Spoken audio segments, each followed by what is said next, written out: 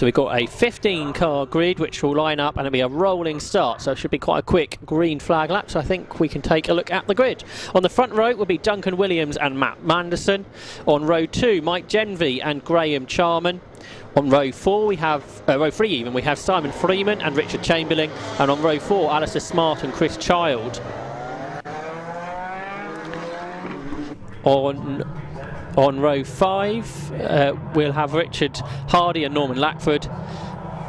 On row 6 Andy Chittenden and Dominic Langdon Down. On row 7 Robert Gilman and Lee Collar, and on row 8 Ed Worthington. So a 15-car grid, so a good entry for this first run-in of the ZEO Proto Cup. And there's a great mix of cars out there. On pole position, Duncan Williams, someone that's well behind this category, is out there in the Norma LMP3 car, the Duquesne chassis building car, so a car that you'd see in like the European Le Mans Series and Le Mans Cup. So great to see that out there. And Duncan Williams set in pole position from Matt Manderson, a well-established prototype racer. He's in a Radical and SR8, the big 2.7 litre machine that runs two bike engines bolted together. It's a 5 litre Nissan V8 in the Norma. On row 2 you have Mike Genvy in his self-developed gun, the TS6. Mike Genvy, former Formula V champion back in the day. He's got a Juno alongside him, which is Graham Charman. So 4 different types of car on the first 2 rows: a Norma, a Radical, the Genvy gun and a Juno. Then you've got the Radical SR10, a new car that runs the Ford EcoBoost engine rather than a bike engine Radical for Simon Freeman, and Richard Chamberlain's self-built STR. You've got some bike engine Radicals a bit further back. You've also got the MCR Sports 2000, an ADR, and a new to England, an NP01, which we'll talk about perhaps a bit later on. With a rolling start, so we're about to get this 20-minute race underway. The ZEO Prototype Cup is about to get going for the first time ever here at Silverstone. The big engine cars on the front row of the grid, they try and get their power down. You can see the Norma of Williams squirming off the line, trying to get all of that 400-500 brake horsepower away. There's Norman Lackford, great to see him back out with the BRSC scene in the Radical PR6. Norman Lackford, very much a long-term racer, but it's a change for the lead. Matt Manderson's got the Radical ahead of the Norma as they turn their way into Beckett's. Mike Genvy is third. Then I think the Juno Graham Charman was in 4th. This is the Radical SR4's sliding wide, one of the early cars. That's Chris Child, and Norman Lackford's gone off as well. So Norman Lackford's had a trip through the gravel, but he'll be able to get back on okay in the PR6. This is a multi-class series as well, based on engine size. There's car number 7. This is the new Radical SR10 that runs the Ford EcoBoost engine, which is got Simon Freeman in it for this race. That's a shared car over the course of the day. But here come the leaders out of what is Luffield Corner and through Woodcote. You've got the Juno there, car number 5, which is driven by Graham Charman. The leader, though, is Matt Manderson by a second or so over a car that's transponder I don't think is working, Duncan Williams. Then in 3rd position, Mike Genvy. 4th is Simon Freeman. 5th is Graham Charman. 6th is Richard Chamberlain. 7th, Alistair Smart. 8th, Richard Hardy. 9th is Mike Chittenden. And then in 10th position is Robert Gilman. There's Smart then, just ahead of Hardy. So a couple of the Radical racers there with their bike engines. The Sports 2000 car of Andy Chittenden, I should say. There's the NP01. First time that car's ever raced in the country. It's being driven in this race by Edward Worthington. The car's come over from the United States of America, where there's lots of them. It's a Mazda engined car, which is very rare to see in the UK. But battle for the lead is good. In the wet conditions at Silverstone, we're lapping in the 57s despite that. And Matt Manderson's Radical SR8, which we don't see that much of in England nowadays, is under a lot of pressure from the big, bulky, closed cockpit Norma as it chases down Manderson down towards Beckett's Corner. Matt Manderson, who also races GT cars, leads the motor race, but only just. And down the straight, you'd think the Norman's gonna have the legs, but he got a big twitch on coming out of Beckett's corner, trying to get that 5-litre Nissan Power down. And the Norma, the Duquesne, as they're known more nowadays, just couldn't get all that power down in these conditions, which has allowed the leader to get away. Car for the pit lane, that's the ADR, another rare machine. That's Lee Collar that had to bring the car into the pit lane and out of the race. The Norma's back with Manderson, have a bit more aero, which obviously won't help its straight line speed, which should be good through the corners. Of course, the closed cockpit makes it a bit more slippery in a straight line, so it kind of helps that element out. But there they go then, through Copse Corner. Half a second between them. Fastest lap to the leader, Manderson, 57.694, but not far behind him at all is Duncan Williams as they turn their way down towards Beckett's corner. They're a long way ahead of the rest. Mike Genvy is in third, who I suspect in the dry would be able to go after these two in the Genvy gun. He's leading Class B though for the slightly smaller engine cars. Class A for over 2-litre cars, and that's what the top two are.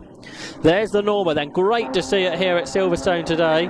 Some good battles a bit further back. You've got Ed Worthington, although it says on the timing screens it's Jay Shepherd that's gone out for this race, so that's another shared car. So it looks like Jay Shepherd has elected to race in this one in the end. So he's out in the MP01. He's running in 12th position, just ahead of Colin Childs, Radical SR4 and Norman Lackford's PR6 that both spun, or had an off at least, at Beckett's on lap 1. These cars are soon going to be lapped because they're not far at all in front of the leaders. Although the leaders have only completed 4 laps, they are going much, much quicker than these machines that are battling away. Another closed cockpit car, rare to see really, in club level sports prototype racing, and that is Jay Shepherd, who's just passed by Colin Child in that very elderly nowadays Radical SR4. That was one of the early cars that come from Peterborough, not far down the road from Silverstone. And there's Norman Lackford, who's been racing for something like 50 years in British motorsport. This is the car that runs in 5th position, the Juno, driven by Graham Charman, who's got Richard Chamberlain not far behind him in the CTR 01 that runs a 2-litre engine. The Juno in front of him there of Charman. But here are the leaders through the traffic, and Matt Manderson still leads Duncan Williams as they turn their way through Copse Corner. So the Radical SR8 continues to lead the race as they head their way through Maggots and down to Beckett's. They've got to let the Child SR4, which Manderson can't do, into Beckett's. They exit the corner, and this is where earlier the Norma struggled to put its power down, but this time I think it's better for Williams because perhaps Manderson was just balked a bit by the back marker to change his line. But the SR8 is a quick car in a straight line, and actually I think if anything it's quicker than the Norma going down the straight. You see the ZEO back in on Duncan Williams' car. Big thanks to them who are big promoters of the category. ZEO Intelligent Energy. But at the moment it is Matt Manderson that continues to lead. He swoops around the outside there of Robert Gilman's Radical PR6 Pro Sport, and also passing down towards Copse Corner the Radical SR3 of Dominic Langdon down. There's a Class 4 SR3s in standard form, and that is in that class, Dominic Langdon down, and Matt Manderson's pulled away in the traffic this time. Getting away therefore from Duncan Williams. There he is then in this LMP3 car. Of course that's a fairly new category to ACO style racing, which obviously can a good way to go sports prototype racing, and see Duncan Williams out here in it too. We of course in the UK did have an LMP3 championship for a season or so, which Duncan Williams did compete in. Now he's found somewhere else to race the car in this ZEO Proto Cup. And he runs in 2nd position, trying to chase down Matt Manderson in the Radical SR8 that continues to lead. There's going to be another car to lap shortly. That'll be the Sports 2000 machine of Andy Chittenden in the MCR. I think that's a standard S2000 car, Sports 2000 machine.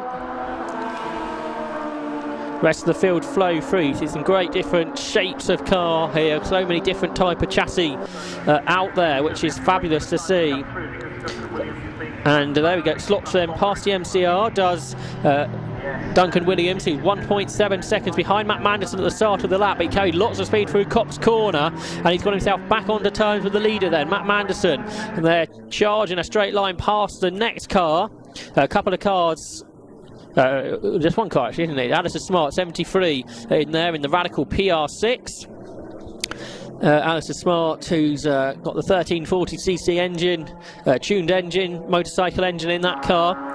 Now for the lead, Williams is right back onto the rear wing of the leader through Woodcote Corner, Matt Manderson. So they accelerate their way across the line to complete 8 laps of this 20-minute race. There's still 12 minutes to go. Of course, these cars very rapid indeed. I think lapping quicker than any other category did in the dry even, despite these wet conditions.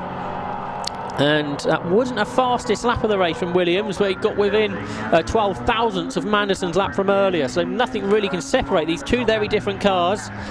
The Radical, built, as I said, not far away in Peterborough, and the Norma, the Duquesne, that's built over in France, that races at the high levels, of course, in Europe, in the ACO level racing, and in the United States, in IMSA.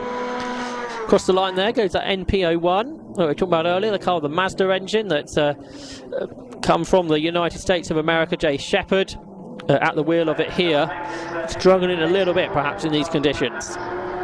Here come the leaders out of Woodcote to complete lap 9. Still more than half the race to go. We haven't seen a real challenge yet from Duncan Williams, but there's going to be more traffic to deal with as the race is going to be all the way through. There'll be a different type of race to the races we've had earlier on today, but nevertheless it's very competitive indeed. Great to see.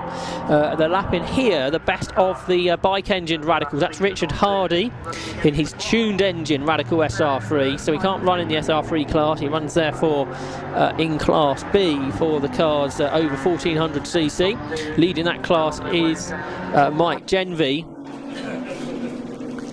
who's in the 1996 cc Genvy Gun, who runs in 3rd place. He's only 8 seconds behind the top 2, so Genvy doing a decent job. He's only lapping about a second slower than these two bigger engine cars that turn their way through Luffield and come to complete 10 laps out about half distance. I think we might squeeze 20, possibly 21 laps out of this race. Across the line, still together, the top 2 then, Manderson and Williams.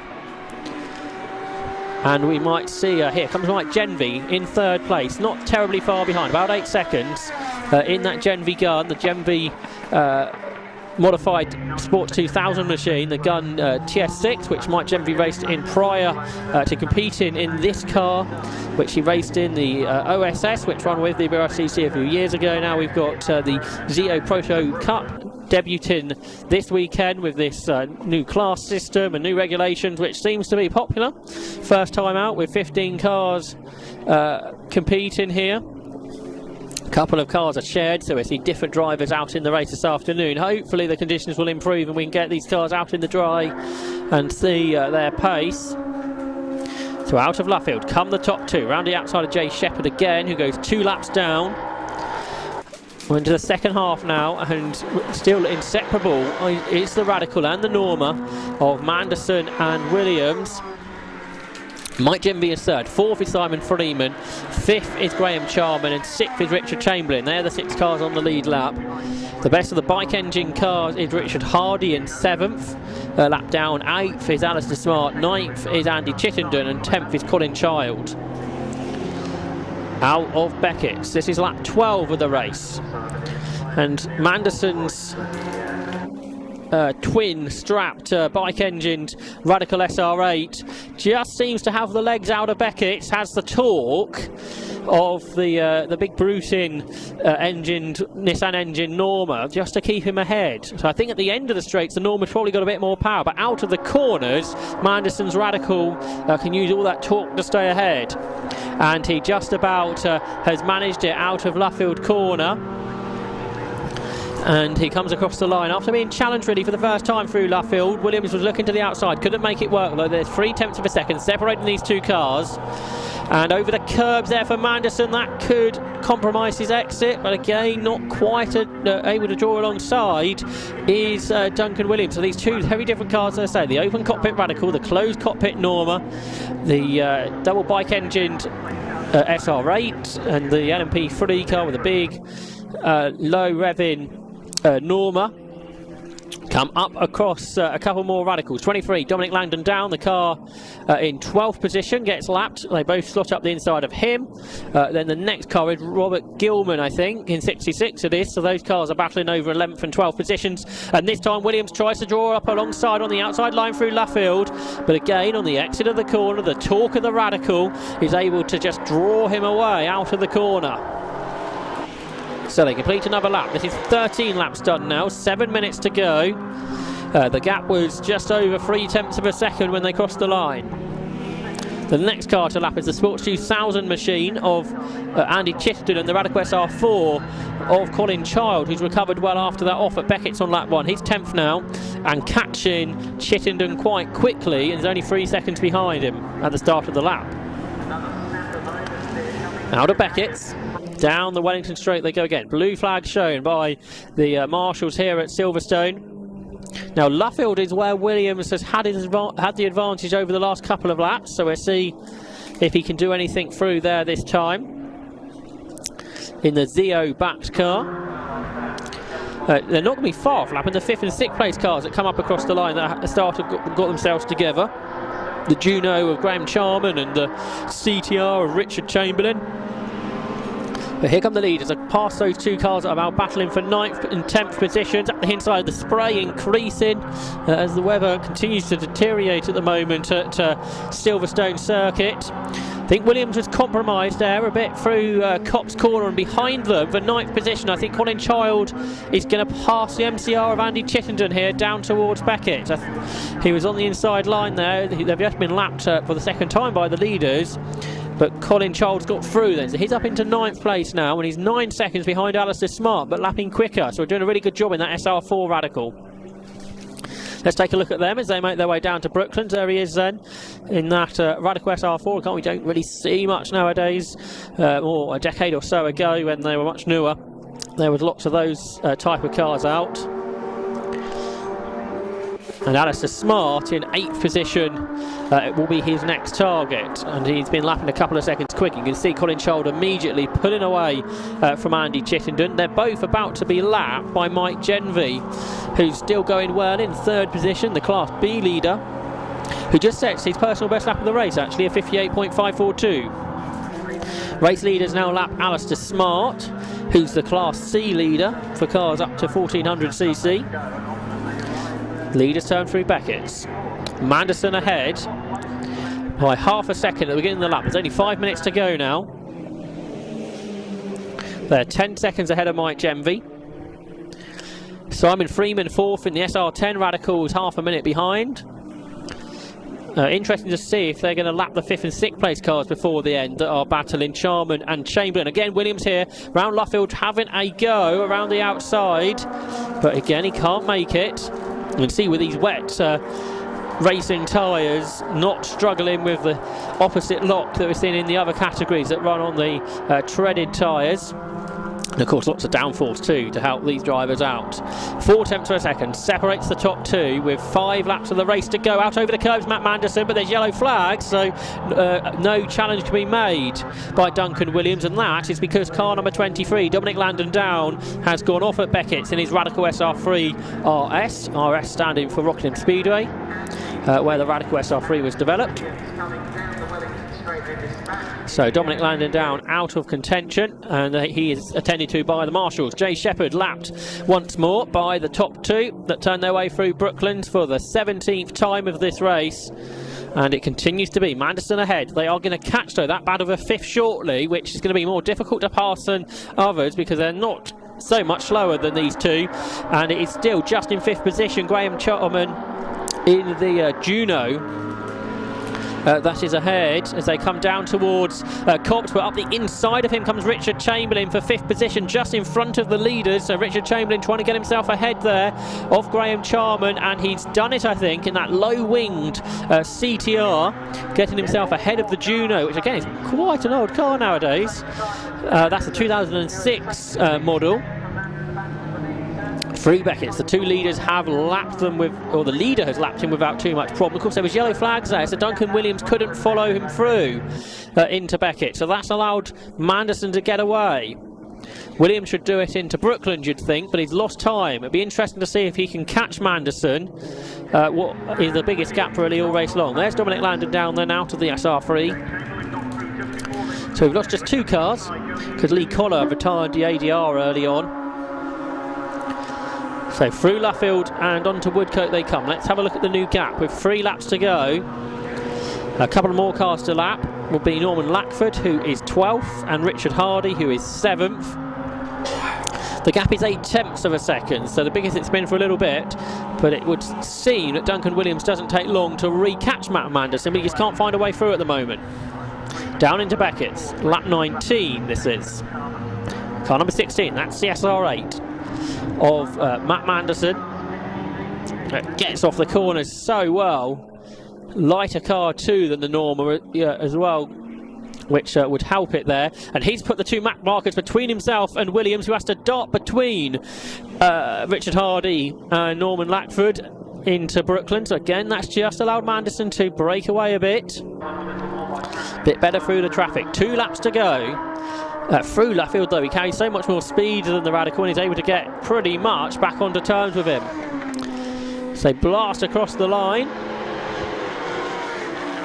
2 very different engine notes in them cars too. I've described the very different concepts those 2 are.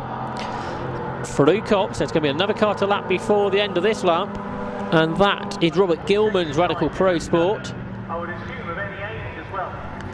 So into Beckett's corner they come. There's the NPO1, the Wasp-backed car, driven by Jay Shepherd. His best lap in this race has been a 70.23. He runs in Class B with that 2-litre Mazda engine propelling the car. So here are the leaders through Brooklands and into Luffield for the final time. This is where Williams is quicker, takes a different line to Manderson as well. Just can't quite draw alongside, and then we know the Radical has the speed out of the corner to keep ahead.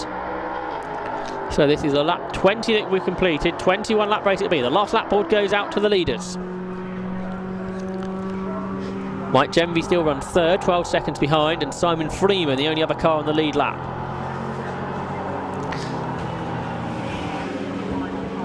So down into Maggots and Beckett's. Where can Duncan Williams challenge in the Duquesne Norma? Luffield is where he's been able to get the overlap in the past. He's right underneath the rear wing of the SR8, and he seems a bit closer than he's been before. So are we going to see a challenge into Brooklands? We're not, because the SR8 Radical has enough straight line speed to keep ahead. It's going to be at the outside line at Luffield, you'd think, that Duncan Williams will have to attempt. He goes to it, but if the other laps are anything to go by, it should be okay for Manderson. They're almost overlapping this time, but it's not quite enough for Duncan Williams. But in the first ever race for the ZEO Proto Cup, it is a race win for the Radical SR8 of Matt Manderson, who almost had Duncan Williams alongside him as they come up across the line. It was just 0.2 of a second that separated those 2 very different types of car. Great race. In 3rd position comes Mike Genvy amongst a number of cars, including the 5th place battle, which goes the way of Richard Chamberlain. The only other car on the lead lap, Simon Freeman, will come through soon in 4th. From then a lap down, Chamberlain and Charman. 7th for Richard Hardy, 8th for Alistair Smart, 9th for Colin Child, and 10th for Andy Chittenden. The class winners in Class A went to Matt Manderson, Class B to Mike Genvy, Class C to Alistair Smart, and Class E for the Class C car actually didn't finish, Dominic Landon down. So the 3 main class winners therefore I've given you for the cars that are based on the engine size, the class system. Let's have a look at the highlights then of that first round of the 2021 ZEO Prototype Cup, which started with a rolling start, and just getting the power down was difficult for poleman Duncan Williams. The cars squirmed off the line, and that allowed Matt Manderson to jump into the lead, a lead he would never lose despite being under pressure for a lot of the race. Experienced club racer Norman Lackford went for a gravelly excursion at the start, and immediately Manderson and Williams pulled away from the back. Then had to work their way through traffic pretty early on. Some cars were lapped as many as 3 times.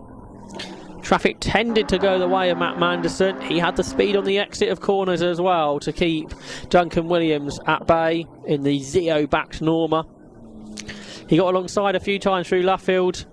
That just was not enough to stop Manderson taking the win. Dominic Landon down calls the yellow flag after he had an off at Beckett's. We also lost Lee Collar's ADR. Williams had to dive through the middle of some back markers mid-race. That was one of those moments where he almost got the overlap. But Matt Manderson came up across the line to take the checkered flag to win the opening race. Let's see what those guys thought of the race with Scott Woodwist, who's down in the pit lane. There you go. Sports Prototype Racing is back with the BRSCC, courtesy of the ZEO Prototype Cup, and what a fantastic first race that was, particularly between the top two men, Matt Manderson, former British GT champion, and Duncan Williams, who's been racing sports prototypes and even this LMP3 car in the LMP3 Cup for ages. Those two, you wouldn't have normally thought that the Radical would be able to keep up with something like the LMP3 car, but it certainly has, and great to see Mike Gemby back out there again as well in third place in his modified Gemby gun TSX, former champion when he was competing in the OSS Championship as recent as a couple of years ago as well. But it's good to see. Let's see if we can have a chat with our top three. Let's have a quick, if we can, with Matt Manderson first. Matt, Hi. Nice to have you back in a sports prototype, and you look like you enjoyed that. I really enjoyed it. Yeah, I got a call from Alex, who's over there on Friday, saying, "Do you fancy doing this?" And so yeah, here I am, sat in the car for the first time this morning, and yeah, a bit of a fairy tale really. I feel a bit guilty for beating the boss though. Potentially that's not a good game plan for the future, but anyway, yeah, it was a brilliant race. I could trust Duncan. We know each other really well. I share his Norma most of the time anyway, so I knew he wasn't going to try anything silly, but yeah, he had some real serious corner speed for sure. I think someone would be thinking how that Radical was going to keep up and hold off an LMP3 car, but you managed it superbly. Luckily, that is a bullet in a straight line. If it wasn't for that, I'd have been in big trouble. But anyway, there you go. That's a great race and a good way to start off a new championship. Absolutely. And of course, now you've got to do it again for race 2. Yeah, I'm hoping it stays like this, to be honest, because if it starts to dry out, I think I'm going to be in big trouble, especially if Mike Gemby gets his car going in the dry, it's going to fly, so yeah. And we know how quick he is. Yeah, we know how quick he is. Good stuff. Well done, Matt. Great way to start the new series, and well done with the victory. Thank you very much, too. Good stuff. Let's bring the boss over actually in second place. You want to maybe pop your balaclava on just for a face covering if you can, just obviously for COVID reasons. And we'll bring you forward here. So Duncan, let's bring you backwards a little bit here, just underneath the cover, because it might start raining again. So Duncan, well, what a way to start the new series, in a magnificent battle between yourself and Matt. You know each other very well, and super clean, super exciting, and fantastic way to start things. Yeah, I think you could measure it in millimetres between us at times, but yeah, it was just great to be back out racing, you know, and that's what it's all about. We've been at home most of the last year and a bit, and to get out and to race against Matt and the rest of the guys was fantastic. Your motivation is to bring sports prototype racing back to win the series, because you raced in the old OSS Championship before, so your motivation was to kind of get that kind of racing back on UK circuits and get the variety back again. Well, it's important because, you know, we're the home of motorsport, and with all the different cars that are in garages, you know, there must be probably 30 or 40 SR8 sitting in people's garages. Let's get them out and let's get them racing. You know, this is a very cost-effective way, and you've seen today it's fun. And I could see there were battles all through the field, because as we were coming around, you know, there was cars that were in these battles, and they couldn't see us in the mirrors because they were so intense in their battles, which is what it's all about. Yeah. And brilliant variety too, because it's not just a feel for the Radicals. You've got your Norman, you've got obviously Mike's Gemby gun, you've got the CTR, the MPO one that's out there. Brilliant variety of chassis out there. It's not just the same old mix that you see out there. There's some real gems out there. Yeah, it is. Yeah, and let's get more of them out. Yeah, let's push it and get lots more cars out. Yeah. Well, thank you for bringing sports prototypes back to the BRSCC. It's wonderful to have you guys on board, and fabulous first race to get started, and do it again later on this afternoon. Absolutely, and thanks to the BRSCC as well, because you worked as hard as us to make this happen. Thank you. Excellent. We'll see you for race 2. And let's bring Mike Gemby over for third place to have a quick chat with him. Nice to see you back again, Mike, of course, back with the Gemby gun, and that must have felt good getting back on the circuit with some more sports prototypes again. Yeah, well, it was really good till about the second corner when I obviously started dropping back a bit. It just took a while to warm it up. Yeah, we had a few challenges in qualifying this morning, so we only ended up doing about half of qualifying, and that really told in those first few laps. Fair play to the guys, and you know, thanks to ZEO for putting this championship on. It was slightly wet, drizzly first race, but I'm sure we're going to have lots of really good races to come, and I really enjoyed it. Just concentrating flat out for 20 minutes, so hard work. Excellent. Well, great to see you back, and well done for third place. We'll see you for race 2. See you again. Yeah. Cheers, guys. Thanks so much.